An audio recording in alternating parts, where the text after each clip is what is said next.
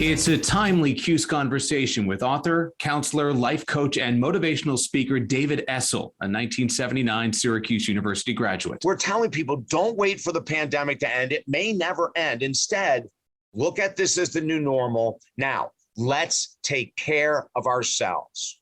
I'm Chris Velarde, class of 1995. Glad you're listening. David is a really interesting guy. He's driven by helping others. As a kid, he really wanted to be an NBA star. He's built a successful career, however, writing about and supporting people through addiction recovery, relationship difficulties, grief counseling, and professional challenges. And he's a big believer in the power of positivity, which, let's face it, has been a little tricky to maintain during the pandemic. So that's where we started our conversation. How have the demands, what you've heard from folks that you've been trying to help, how have they changed in the last 2 years? Beautiful question. You know, we've always worked in the world of addiction recovery. We have never seen so many people struggling with addictions as we have today. You know, so that's been a big change. Normally, Chris, we might get one person a month that joins our holistic addiction recovery program, and now we're getting 6, 7, and 8. We've had a real strong base of relationship work my whole life, but one of the things that's happened in the last couple of years is that we are getting couples with extreme anger, extreme resentment, not just the normal, I'm not going to talk to you for 24 hours and then things blow over. You know, we're talking about people that are arguing 6 days a week, intense arguing. So that's been brand new. The other thing in regards to addiction that we've never dealt with until the pandemic as seriously as we have right now is the addiction to news, the addiction to conspiracy theories, the addiction to social media, you know, and what people don't realize is that as we're engaged and we're following these rabbit holes down many holes that are not truthful in nature, is that it changes brain chemistry.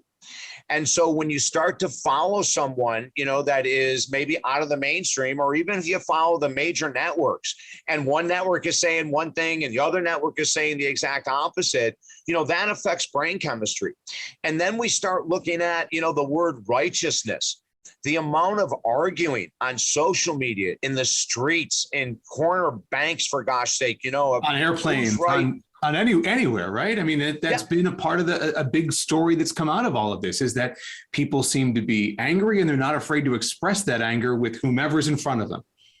And, you know, Chris, there's something that we termed the adrenaline addiction cycle 35 years ago, and it's in full out play right now. And that's what this means.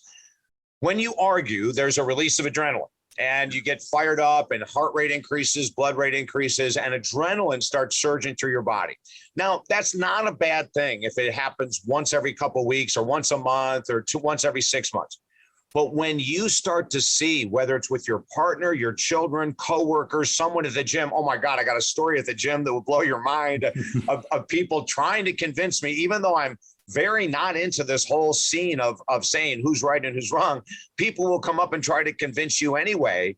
Well, with the adrenaline addiction cycle, when you start to argue and that release of adrenaline is every couple days, all of a sudden we face what many people don't realize, Chris, is adrenaline withdrawal. So the body gets used to adrenaline 3 days a week and it wants it. And so then all of a sudden your partner rolls their eyes or someone at work makes an offhand comment where 2 years ago you just would have let it fly. Now you have to react because the body is craving that resurge of adrenaline. So that's just one of the many things we're facing that I've never seen in 42 years of work before. I know something else that you're really turning some attention to is mental health. And that's something that certainly we have talked more and more about.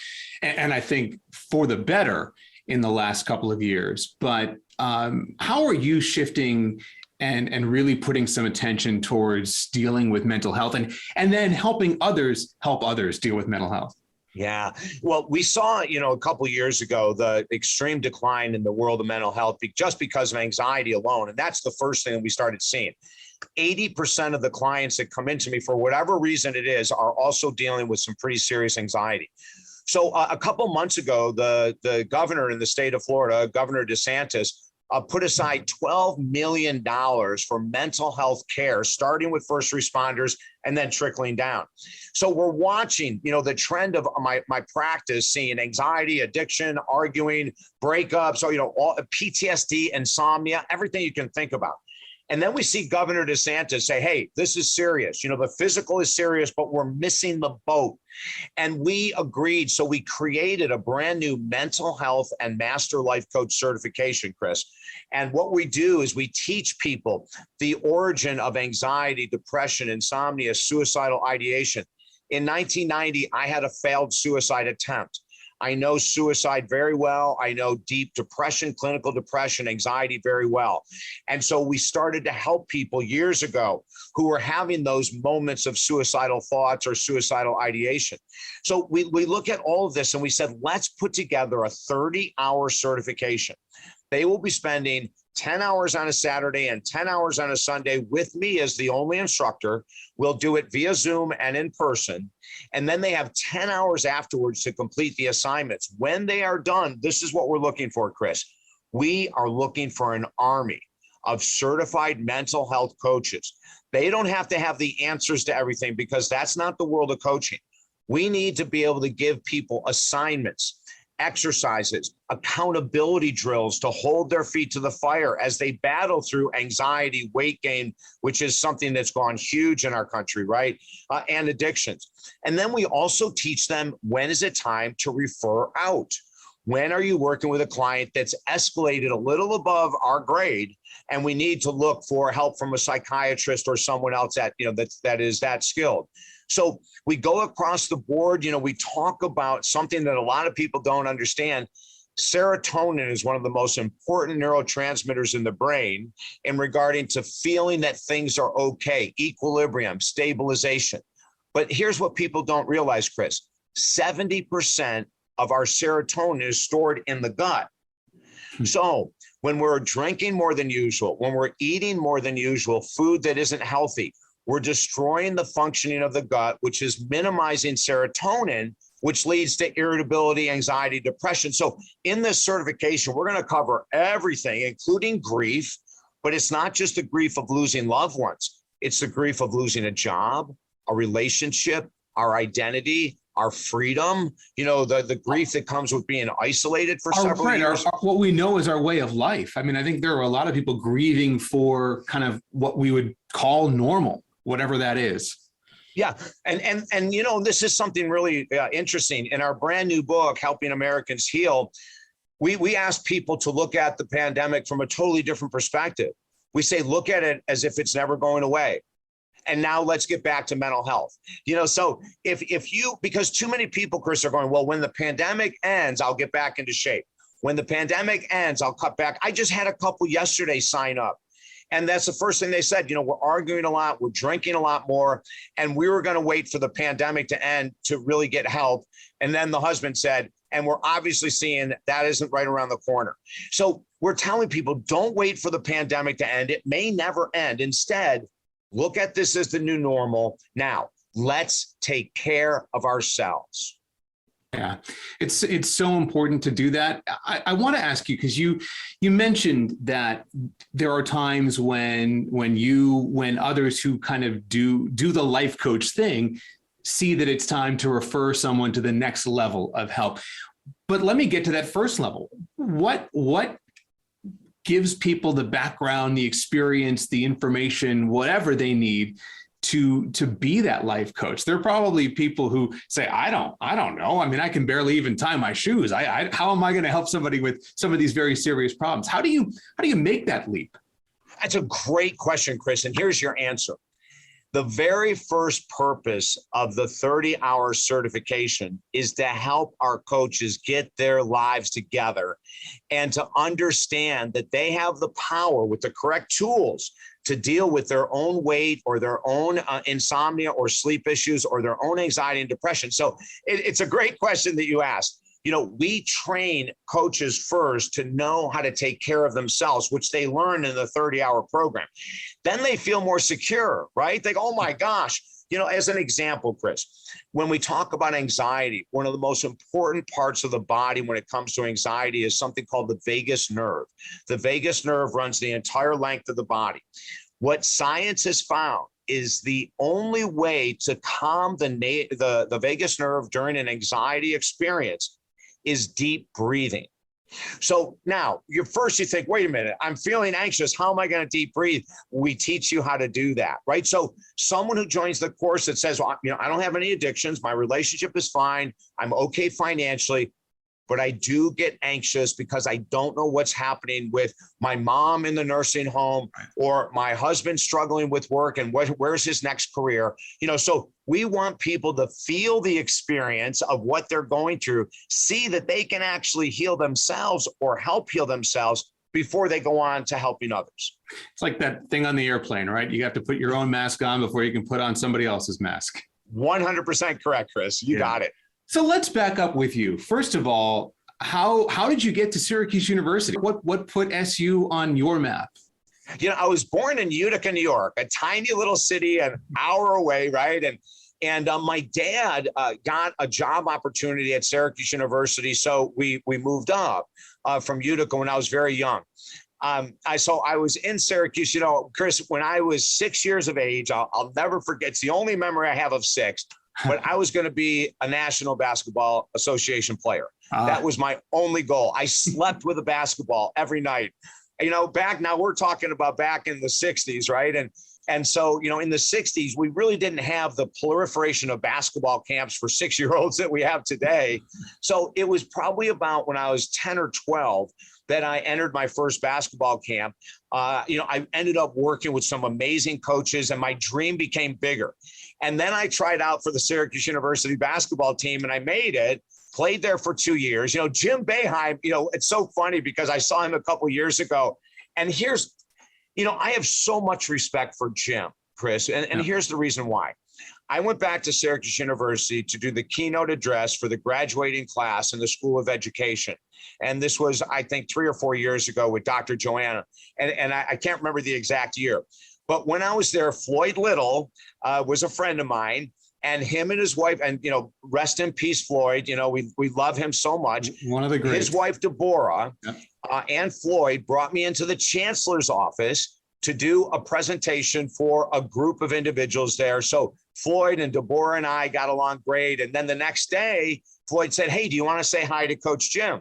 So this was about 2 months before I was going to do the keynote. So we went to a practice. And Coach Jim Boeheim is there and he's got his parka on. It was February and he's starting to head out the door. And I go, hey, Coach. Now, here's the thing, Chris, that's so beautiful about Jim Boeheim. I played for Syracuse University 43 years ago or whatever it was, 44 years ago. And Roy Danforth was the coach back then. Jim was the assistant. Jim wasn't even my main coach. And he turns around and he goes, Essel, how the heck have you been? Chris, I was blown away. I hadn't talked to him in 40 years. Wow. And then the next thing he said was just so beautiful. I see you're making a huge difference in the world of psychology. Keep going strong. Now, how many coaches have that type of empathy, understanding, and love of the human nature to be able to remember a guy that wasn't a star? I didn't average 30 points a game. It was nothing like that. But I have so much respect for him. And so, through Floyd Little and Jim Boeheim, I stayed connected to Syracuse University. Every month, I'm on WSYR TV in Syracuse on a show called Bridge Street. Yeah. So I was just on the show yesterday. And so I keep my Syracuse ties very, very tight to my chest. I just love the university so much. It's something that, you hear, there is a strong thread that runs through the Orange family, right? I mean, it's the kind of thing that those relationships don't end, certainly when people leave campus. They only get stronger, it seems. And it sounds like yours have been the same. Oh, identical. I still have friends at the university that are working there that I'll stay in touch with. And then, of course, when in the last couple of years, with my mom and dad, the last 12 months, my mom and dad passing, I've been back into Syracuse. I've gone back to the campus just because I love it so much. And then, of course, back on Bridge Street TV. So I'll never lose my Syracuse connection. I absolutely love it. It's a great thing. When you kind of do spend a moment and think, well, before I go there, let me ask you, after Syracuse, after you graduated, how did your journey go from, future NBA star, at least in your mind, to author and speaker and, somebody who really makes a living trying to help others make themselves better? What a beautiful question. I believe that everyone is given gifts. We're given gifts at birth. We come out of the womb with certain, some people are very mathematical. Some people are very logical. Some people are very creative. Some people are very athletic. I wish I could say that was me. I was up to a certain level, but I couldn't break through that glass ceiling. But one of the things, Chris, that I think I was just naturally given is a desire to lead. As a point guard or a shooting guard, it was my responsibility to have the team running certain plays and all that. And, I did that starting at 8 years of age in elementary school. So it was very natural for me to be a leader. And that led me into the world of sports psychology. At Syracuse University, Dr. Carl Chances, and I got to tell you, Chris, I have tried to find this guy ever since I left. He turned my life around. And I talked about him during the keynote address at the School of Education, the commencement address I gave. Carl Chances saw me and I played for 2 years, and then I transferred to a smaller school because I really wanted to play, but sitting out a year sort of dampened my enthusiasm. So I came back to graduate. I'm walking across the campus one day, and I hadn't seen Dr. Carl in a couple of years, and he grabbed me and he said, "Hey, how you doing?" And I said, I said, "Doc, I really don't know where I'm going. I'm back at Syracuse University." And he said, "Come on, let's talk." So we went in, and I was just having a general education. I didn't have anything specific. And then I went into the School of Education. But I didn't feel that that was my calling, Chris, for whatever reason. Maybe it was my lack of patience with children or something. But Dr. Carl Chances sat me down, and he asked me a bunch of questions. Where do you want to be? Where do you want to go? What's driving this? Your heart. And it was all about helping people in the world of health. So Dr. Carl Chances said, well, we don't have a degree that would fit you. So I'm going to make a degree, and I'm going to present it to the chancellor's office and to the School of Education. And gosh darn it, Chris, before I knew it, he called me up, and I went and worked with a woman named Marie, who's still in the School of Education, the last I knew. And she sat down with me and said, Dr. Carl Chances just moved the world for you. You now have your own degree that you'll be working on for the next 2 years called Health Selected Studies. Chris, that turned me on so much that I went on to get my master's degree in sports psychology to continue to help people. And from that day, it's exploded, and I'm loving what I'm doing. And here's something else. I will never retire. The other thing you mentioned there is somebody took a chance on you. Somebody said, I see you. I see what you're interested in, what you're passionate about, and I'm going to help you make that work. It's another common thread that we hear so often from people at Syracuse University who have come through the university as a student and even as alumni. And they said, I got here, I kind of hit a wall, but there was somebody who took a chance on me and allowed me that opportunity to move forward. Yeah. And Chris, the same thing happened on the basketball court. Tommy Green was the head coach back then. Mark Metters, who was a former player at Syracuse University, was an assistant coach, and then of course there was Jim and Roy Danforth. But they saw potential in me. They really did. They saw my drive, my determination, and they gave me a chance. Chris, not everyone Division I school is going to give a non-scholarship player a chance. That just doesn't happen. I mean, they'll give them a chance because of the fact that they have to because of something to do with the NCAA, or I don't know what the rules are. But they welcomed me in as a walk-on. They knew I did not have a scholarship. They gave me the best opportunity in the world. And, with those guys pushing me, I became a better basketball player than I ever could have imagined. And that's just another Syracuse University story. There was the director of the School of Education. Now we're going back 44, 46 years. I can't remember his name. I think it was Dr. Bert something. I wish I could remember his name, but he was another instrumental player. When I went to him and said, I'm working with Dr. Carl Chances, and I think we're going to shift out of education. I love that guy. He was awesome as the dean of education. And he looked at me and he said, and I support you. And, once again, Chris, it's all coming from the university, and when you're young and impressionable and you have those kind of role models, you want to do the same in your own life as well. Well said. Absolutely.